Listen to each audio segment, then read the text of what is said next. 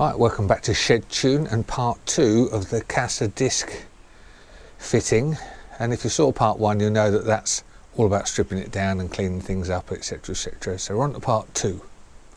I thought I'd show you a couple of things that I didn't know about when I started this.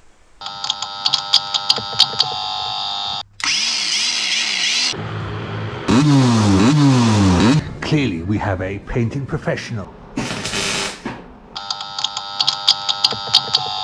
Right, so number one that I didn't realise was, obviously I've got drum links in mine, which has the tab that sticks out for the drum link. And if you go and look at the Cassa video online, they say cut it off. Seems a bit extreme. It seems like I'm ruining a good set of MB links, but we'll see. And then I spoke to a few people in the industry and they say cut it off or leave it as it is. So I think I'm going to cut it off. Number 2, switch gear. So when I had my headset coated, powder coated, that's the word, I couldn't remember what it was then. Obviously the Indian stuff, because it's not very well machined, fits perfectly. But when you look at the Cassa stuff, because it is really well done, it don't quite fit. So I think I'm just going to have to linish it a bit, just to get it to butt up to there, because that hole there is going to bug me to death. So to linish it, I'm going to use some 150 grit, wet and dry, and just go around this area to get rid of all the bits and pieces so it fits properly. Right, as you can probably see, that gap is getting closer. They're still not 100%, so a little bit more and that should be good. There we go. That's just about perfect now. Okay, so this pin, what I'm going to do is I'm going to put a cutting disc on the angle grinder and try and cut it straight off, and then linish it with a sanding disc, I think. Hopefully there's enough room. But if you haven't got that, and obviously the links are out, you can hacksaw it, or you could literally hacksaw it in position if you really wanted to. So that's the cutting disc going on. I always take the battery out because I'm terrified that I'll cut my fingers off. There we go. That's that done. That can go in.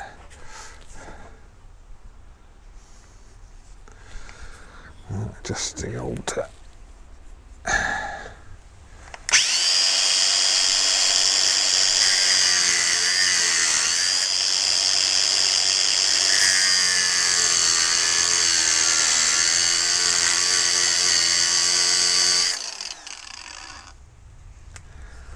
just the guard again.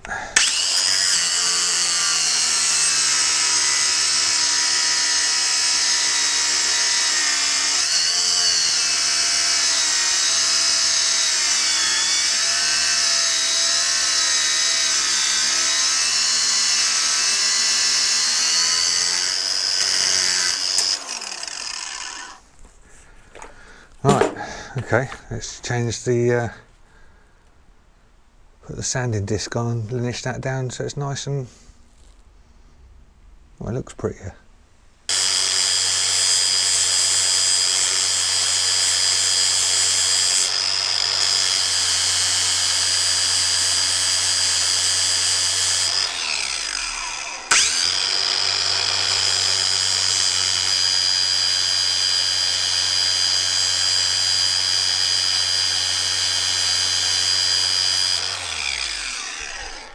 Okay, that'll do. Right, one of the things that you've got to check when you're fitting this is the diameter of your fork, because they're all slightly different, and because this has got a clamp on, as in the anti-dive's got a clamp on, and it goes this way round, then the best thing I've found is take all your nuts and bolts out, all hex screws, to be honest with you. There we go, that's that. And that.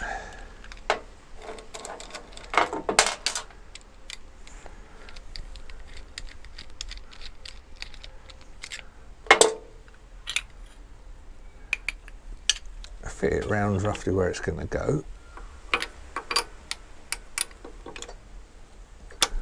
And make sure it's a tight fit, because if it's not, you're going to have to linish it on the flat surfaces so that it clamps up more. So I'm just going to put a couple of screws in and see if mine clamps up, because the last thing you want it to do is to move about. Okay. One.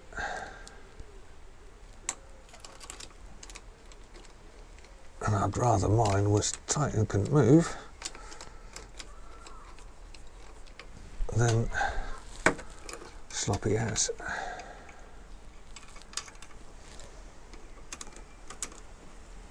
There you go, getting it. One more, and then we can tighten up these back ones first.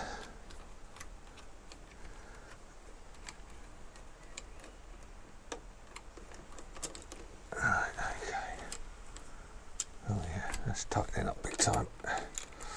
Just loosen these off. The reason I'm tightening up the back ones first is because that arm will come over for the anti-dive, and then you won't be able to get to them.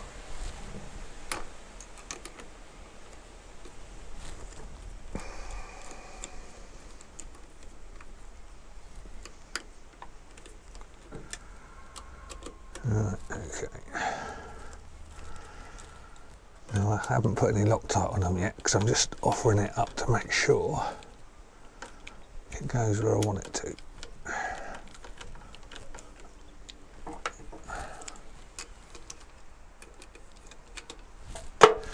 So the back ones are quite tight, and that's going to clamp down no problem at all by the look of it.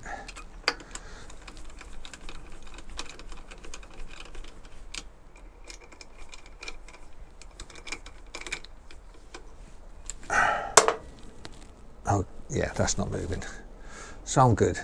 I think probably because I've got my forks powder coated, but there's a bit more into it. Right, next bit I think is offering the hub up. Just put in the hub just to show you where the link would normally mount if it was a drum brake. Now you can see I've cut it off, and it wasn't in the way anyway, so you could have actually left that on, but for peace of mind, as per the instructions on the Cassa video, I've cut it off. They've actually changed this design, because it used to locate here and now it's just locates like that. So that's a rough fitting. Now we just got to get everything sorted out for everything else. Right, I'm just going to put a bit of Loctite on the last one. The others have been done, don't need loads. Says as he drops the nut on the workbench.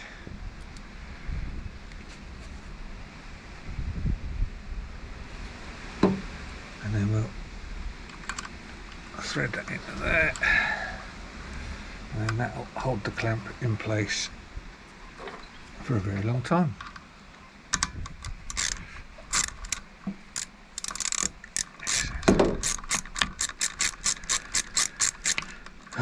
There you go.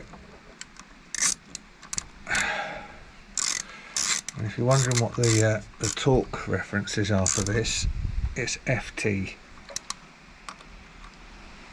Just got to nip them up. There we go. Right, so I'm just putting the SIP rim onto the hub, and it looks like they've changed the stud length so that you can use the SIP nuts rather than having to buy Cassa special ones that are a bit longer. So it shouldn't be a problem going forward. So that's the SIP rim on. I've tightened it up, but you're going to have to loosen it again to do the caliper and bleed the brakes. But I just thought I'd give you an idea of what it's going to look like. It looks pretty good, doesn't it? Next to fit is going to be the brake hose, which is this. So this one's got the built-in brake light switch for the front. So we've got to connect them wires at some stage, but first of all we've got to thread that end through the headset and get the grommet through that little hole there, which is going to be easier said than done. That's going to come up through there, which fits no problem at all, but as you can see, the old grommet don't fit, so we've got to somehow get that through. So there's two choices. We can wiggle it like mad to get it through, or you could cut the grommet with a knife and obviously then put the cable through in a minute. And the theory behind that is that the top of the headset clamping down on it will hold it in place.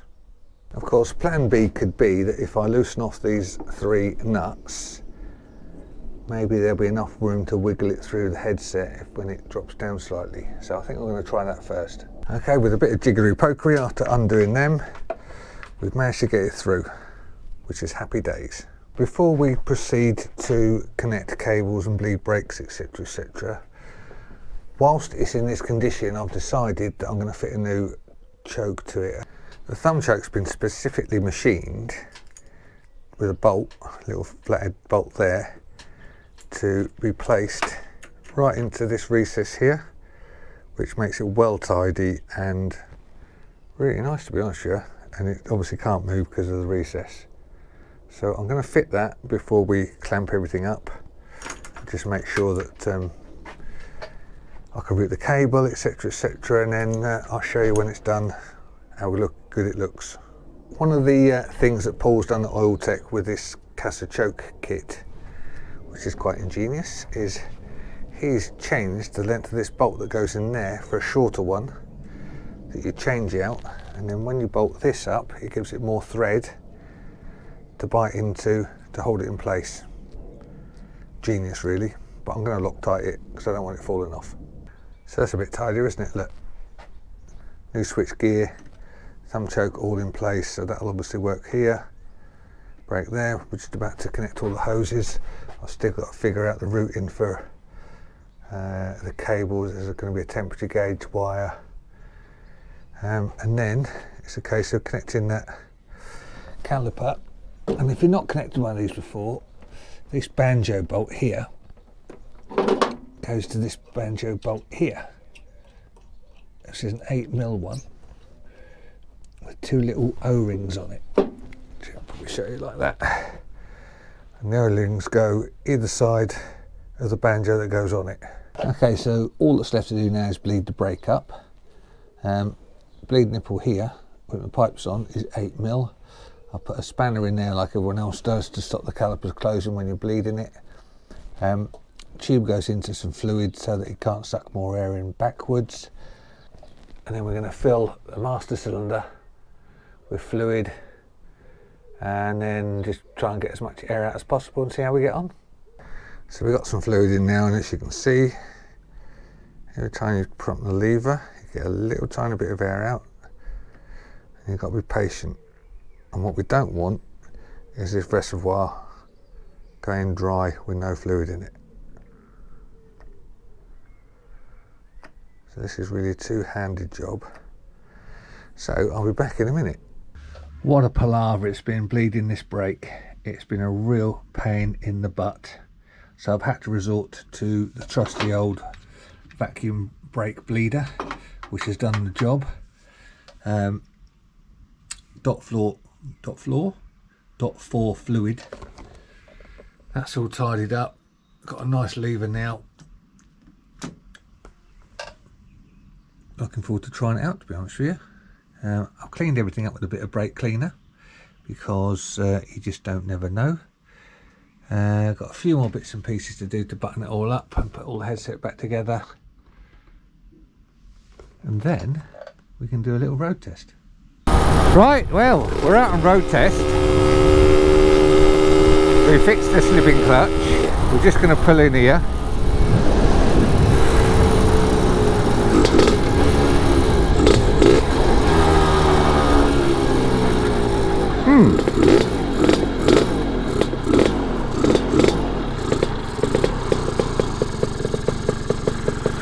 Well, that does feel nice. Nice and smooth, very smooth. Quite progressive. Let's give it a bit more of a test than that.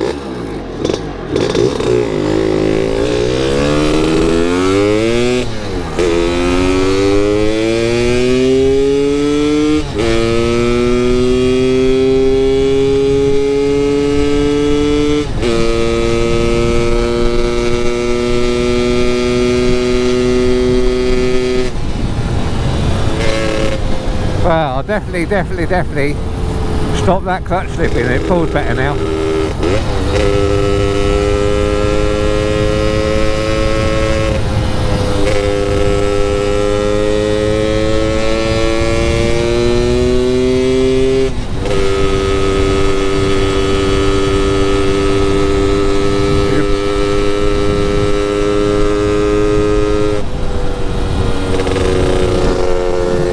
Although I do miss my wing mirror that was here on the old one. We'll have to look into getting another one. And I've moved the temperature gauge, but I can't quite see it through the keys, so I might have to come up with another arrangement.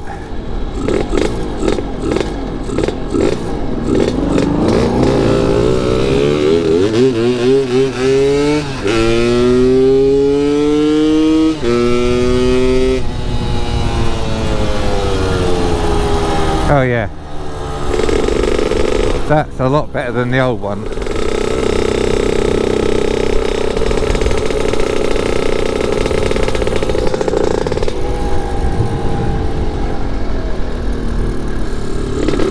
Even though it's a brand new disc and pads, and you'd expect them to need some bedding in,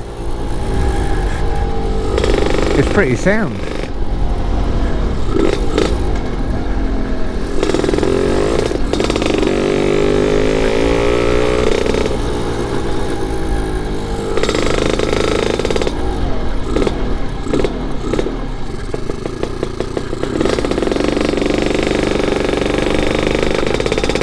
Well, out of 10, I'm going to give it a 9, only because it's a lot of money.